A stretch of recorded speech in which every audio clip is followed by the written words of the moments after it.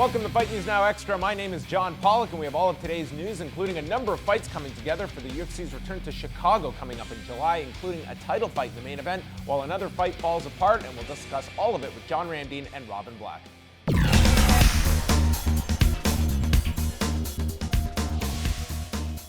It was announced on Fox Sports 1 on Tuesday evening that the main event of the UFC's next Fox card on July the 25th will see Dillashaw and Barao attempt one more time to have their rematch for the bantamweight title. The two were scheduled to fight last August at UFC 177 and again this month at UFC 186, but both times the fight fell apart. Dillashaw won the title from Barao last May at UFC 173 in Las Vegas. The July 25th Fox card will also feature Anthony Pettis in his first outing since dropping the lightweight title, and he will be meeting Miles Jury on the card. Jury has not fought since January, where he suffered the first loss of his pro career at the hands of Donald Cerrone. Pettis has been recovering from a broken orbital bone, which he suffered during the title loss to Rafael dos Anjos back in March at UFC 185. The UFC had announced last week that Nate Diaz and Matt Brown would be fighting at UFC 189 in July, but then Diaz went public and stated he had never been contacted about the fight. A week later, the fight is off, with Brown announcing the news on Twitter. It's unknown if Brown is still going to be fighting on the 189 card or if he will be moved elsewhere. And finally, the Fox card on July 25th in Chicago is also going to feature a women's bantamweight bout between former Strikeforce champion Miesha Tate and Jessica Eye. Tate has won her last 3 fights over Liz Carmouche, Irene Nakai, and Sarah McMahon, while Eye last fought in November of last year and defeated Leslie Smith at UFC 180 in Mexico City. This coming Saturday night, the UFC is back with their card from Newark, New Jersey, with Lyoto Machida and Luke Rockhold squaring off in the main event, and you can catch all of the action in Canada on CTV2. Oh, and we are all reunited. John Ramdine is back. He's out of jail. Yeah, I'm out of jail. Did you hear about this? Good. My brother texted me during the show and said, when you weren't here on Saturday, and he was like, is Ramdine in jail? Why would he think I would be in a jail? I don't know. You've clearly left a solid impression on him. Well, let's chat about some fights. No one is going to want to be in jail on July the 25th, because if they're in Chicago, they're going to want to be at the United Center. It's going to be headlined tentatively. I'm going to knock on wood. We're going to see this fight.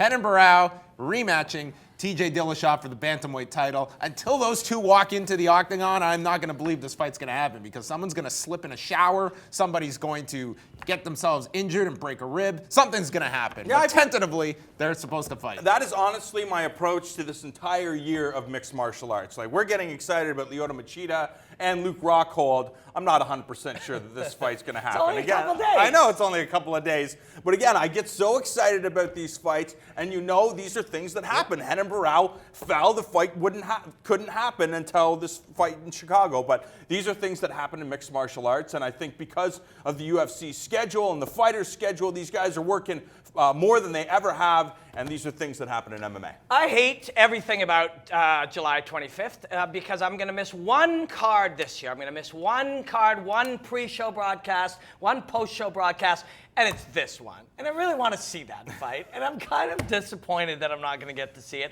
Not only that, you've got Miles Jury going up against Showtime, and Showtime needs this fight. Jury's been improving. The only blemish was against Cowboy Cerrone. So I'm just kind of pissed off that the only card I'm going to miss all year is this awesome card. Yeah, well, that's what happens, Robin, when you do 58,000 cards a year, and sometimes there's a busy Saturday. Anthony Pettis, though, is this a logical fight here where he is coming back? And you've got to imagine that he could be one, if not at most 2 fights away from getting a rematch for the championship belt. Do you like this fight with Miles Jury in that regard? I'm just confused. I would just imagine Anthony Pettis was considered one of the pound-for-pound best, if not the pound-for-pound best.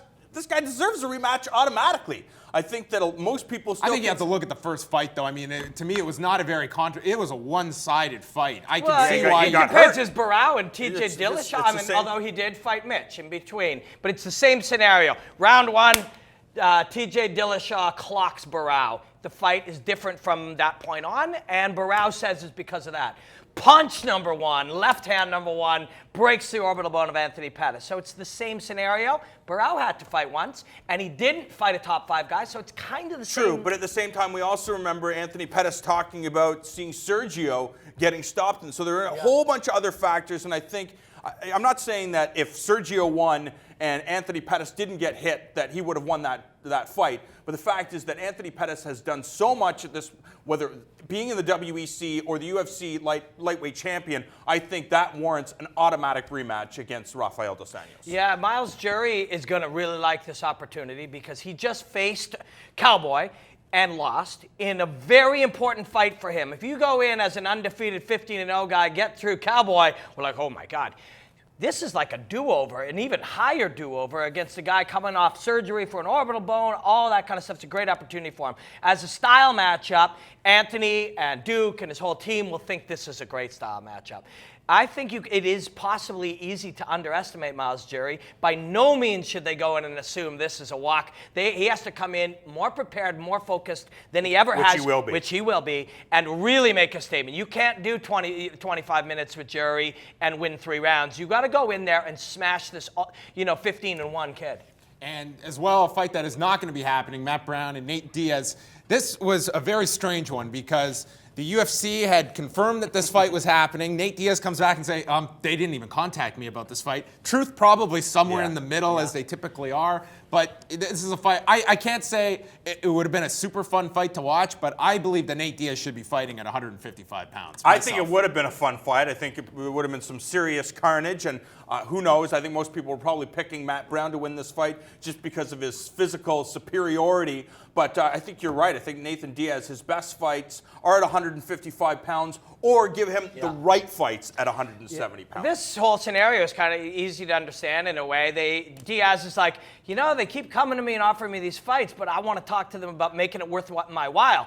We could all go, well, you have no leverage. You signed a contract. He's like, I have leverage. I don't care if I fight or not. If I'm going to fight, you're going to pay me a lot of money, or go sit on it. And that's Diaz's approach. And if they want him, they're going to have to pay him more, and otherwise he'll sit, and I don't think he minds. All right, that's all for us, folks, but we have more Fight News Now Extra, so keep it locked here on Fight Network.